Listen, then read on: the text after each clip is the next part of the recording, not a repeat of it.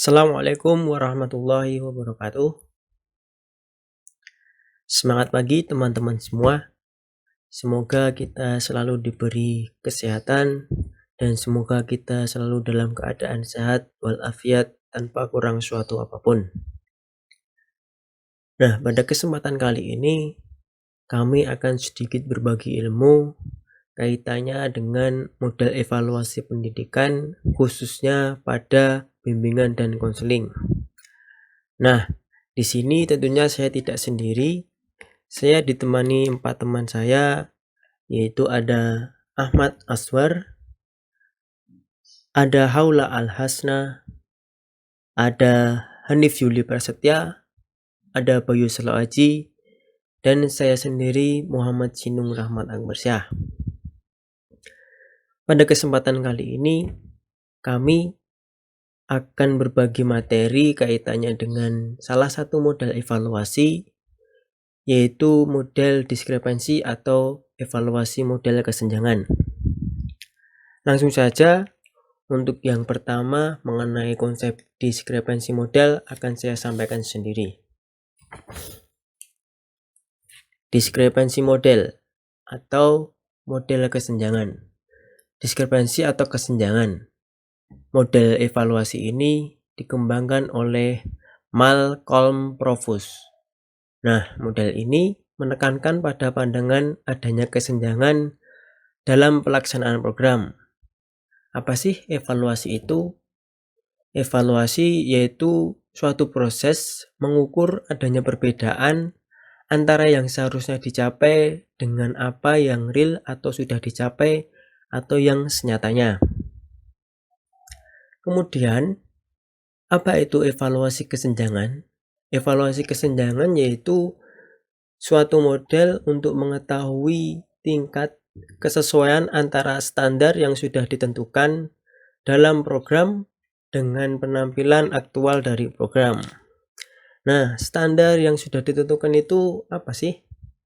Standar yang sudah ditentukan yaitu suatu kriteria yang telah dikembangkan dan ditetapkan dengan hasil yang efektif, yaitu mengenai program layanan, mengenai tujuan program itu sendiri, dan yang sudah disusun dan sudah ditentukan secara bersama-sama.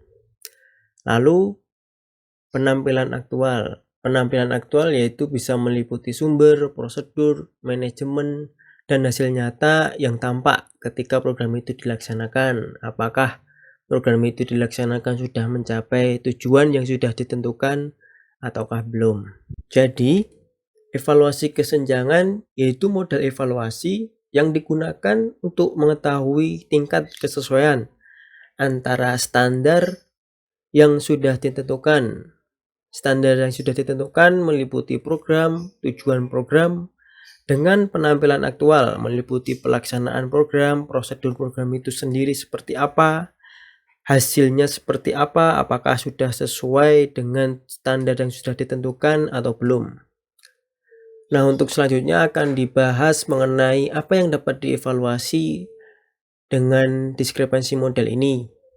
Akan disampaikan oleh Ahmad Aswar. Oke, saya lanjutkan. Apa yang dapat dievaluasi? Yang pertama, kesenjangan antara rencana dengan pelaksanaan program. Kedua, kesenjangan antara yang diduga atau diramalkan akan diperoleh dengan yang benar-benar direalisasikan. Yang ketiga, kesenjangan antara status kemampuan dengan standar kemampuan yang ditentukan. Yang keempat, kesenjangan tujuan. Yang kelima, kesenjangan mengenai bagian program yang dapat diubah. Yang keenam, kesenjangan dalam sistem yang tidak konsisten. Slide selanjutnya, tahapan evaluasi diskrepensi atau kesenjangan model ada 5 tahapan, yaitu 1. Desain, 2. Instalasi, 3. Proses, 4. Produk, 5. Membandingkan. Oke, saya kembalikan ke moderator. Untuk yang selanjutnya akan dibahas secara lebih lanjut mengenai tahap evaluasi diskrepansi model yang akan disampaikan oleh Haula Al-Hasna. Baik, akan saya lanjutkan. Selanjutnya, Tahap evaluasi diskrepansi. Terdapat 5 tahap evaluasi. Nah, yang pertama ada tahap perencanaan, yaitu merumuskan tujuan program, menyiapkan peserta didik, staf, dan kelengkapan lain, merumuskan standar dalam bentuk rumusan yang dapat diukur. Evaluator perlu berkonsultasi dengan pengembang program. Nah, yang kedua ada tahap instalasi atau penetapan kelengkapan program, yaitu meninjau kembali penetapan standar, meninjau program yang sedang berjalan, meneliti kesenjangan antara yang direncanakan dengan yang sudah dicapai. Lalu ada tahap proses. Dalam tahap proses, mengumpulkan data dari pelaksanaan program tentang laporan-laporan partisipan untuk menentukan apakah mereka menunjukkan perubahan tingkah laku seperti yang diharapkan. Yang keempat, ada tahap mengukur produk atau evaluasi program. Apakah program sudah mencapai tujuan untuk menentukan apakah tujuan jangka pendek dari program tersebut telah dicapai. Lalu yang terakhir, ada tahap perbandingan, yaitu membandingkan hasil yang telah dicapai dengan tujuan yang ditetapkan. Evaluator menuliskan semua kesenjangan untuk disajikan kepada pengambilan kebijakan. Baiklah, akan saya kembalikan kepada moderator. Untuk yang selanjutnya akan dibahas mengenai implementasi dalam bimbingan dan konseling yang akan disampaikan oleh Bayu Selo Aji. Baik, saya lanjutkan. Di sini saya akan menjelaskan tentang implementasi dalam bimbingan dan konseling.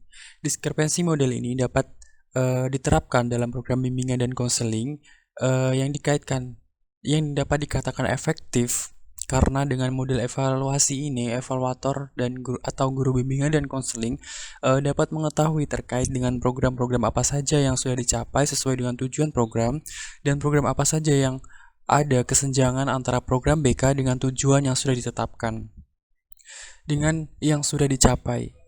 Nah, dengan hasil evaluasi yang didapatkan, maka guru BK dapat menentukan apakah program tersebut akan dilanjutkan, diberlakukan ulang, dan atau dihentikan, dihapus, diganti dengan program yang lainnya. Untuk selanjutnya saya kembalikan kepada moderator. Dan untuk yang terakhir, mengenai kelebihan dan kekurangan diskrepansi model yang akan dibahas atau akan disampaikan oleh Hanif Yuli Prasetya. Baik, saya lanjutkan. Di sini saya akan menjelaskan kelebihan dan kekurangan diskrepansi model. Yang pertama, kelebihan diskrepansi model. Model evaluasi ini mudah dipahami, diikuti, dan diterapkan, serta menghasilkan informasi bagi para pengambil kebijakan program untuk melakukan perbaikan yang berkaitan dengan misi yang akan dicapai. Kemudian, kekurangan diskrepansi model. Yang pertama, adanya kekurangan standar untuk menilai tentang kesenjangan antara tujuan dan tingkat pencapaiannya. Yang kedua, mengabaikan nilai-nilai dari tujuan itu sendiri. Yang ketiga, mengabaikan alternatif penting yang harusnya diperhatikan dalam perencanaan program. Yang keempat, mengabaikan bukti tentang nilai-nilai program tidak direfleksikan pada tujuan itu sendiri. Yang terakhir adalah mempertimbangkan sesuatu secara linier saja dan tidak fleksibel untuk melakukan evaluasi. Kemudian saya kembalikan ke moderator. Nah, itu teman-teman semua mengenai model evaluasi diskrepansi model atau evaluasi model kesenjangan. Terima kasih atas perhatian dari teman-teman semua.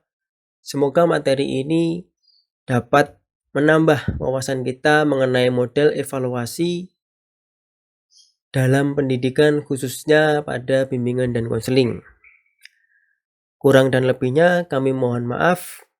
Apabila ada yang ingin ditanyakan, silahkan tulis di kolom komentar. Dan jangan lupa like, subscribe, dan komen. Terima kasih.